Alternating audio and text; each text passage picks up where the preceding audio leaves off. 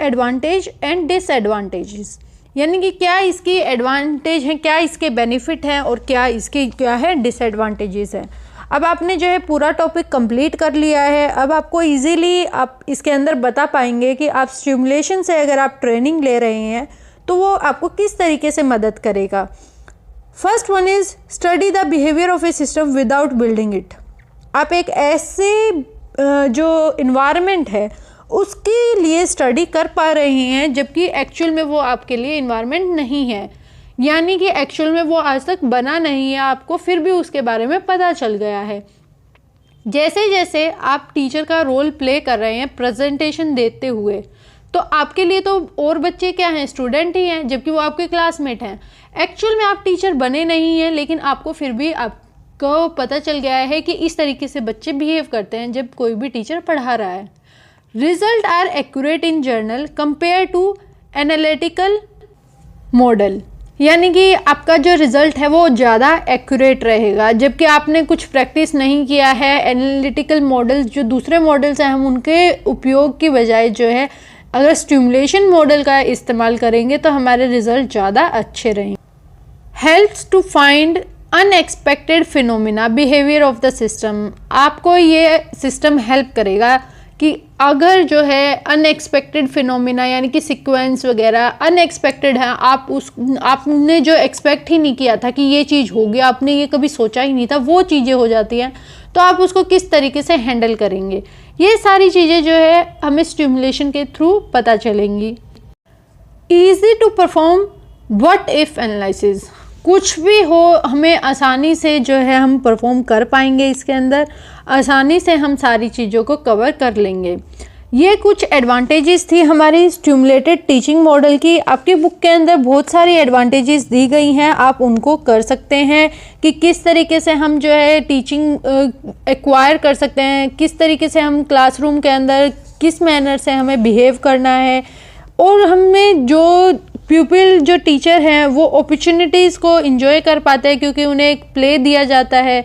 तो आप इस तरीके से बहुत सारी चीज़ों को लिख सकते हैं इसके अंदर, जैसे कि बिहेवियर से रिलेटेड कोई भी प्रॉब्लम होती है क्लासरूम के अंदर तो उनका सॉल्यूशन भी दिया जाता है। अब आप जैसे प्रेजेंटेशन दे रहे थे और जो अदर स्टूडेंट्स हैं वो मजाक बनाने लग जाते हैं, यानी कि एक अनएक्सपेक्टेड सिचुएशन हुई है, अब उसका सॉल्यूशन भी हमें जो है क्लास से ही मिलता है।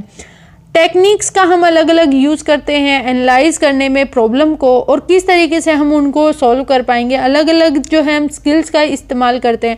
ये सब चीज़ें जो है हमारी एडवांटेजेस हैं स्टिमुलेटेड टीचिंग की।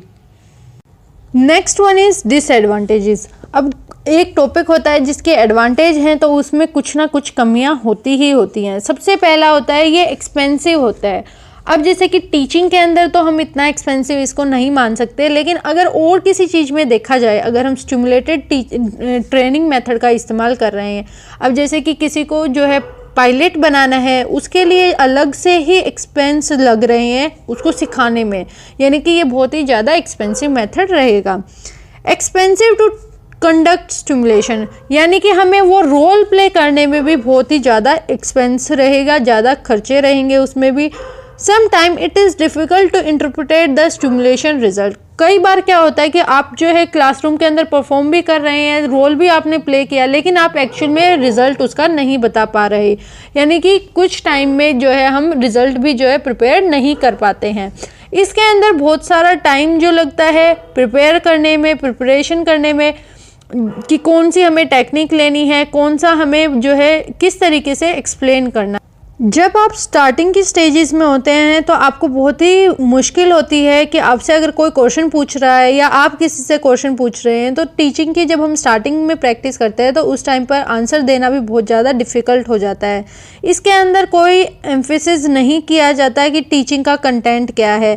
कई बार आपने देखा होगा कि बच्चे जो है प्रेजेंटेशन नॉर्मली बुक में से ही सारी लाइन बोल देते हैं, उनको कोई मतलब नहीं होता कि इसका क्या मीनिंग है और क्या नहीं है, वो समझाना भी नहीं चाहते, यानी कि इसके अंदर कंटेंट से रिलेटेड भी कोई ज़्यादा ध्यान नहीं दिया जाता।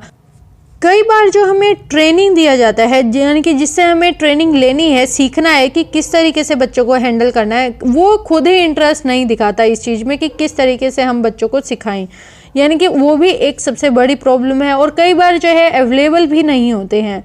लर्निंग जो है एक सीरियस एक्टिविटी है, जबकि जिसके अंदर जो है हमें हाईली इंडिविजुअलाइज्ड कंसंट्रेशन के ऊपर ज़्यादा ध्यान देना पड़ता है।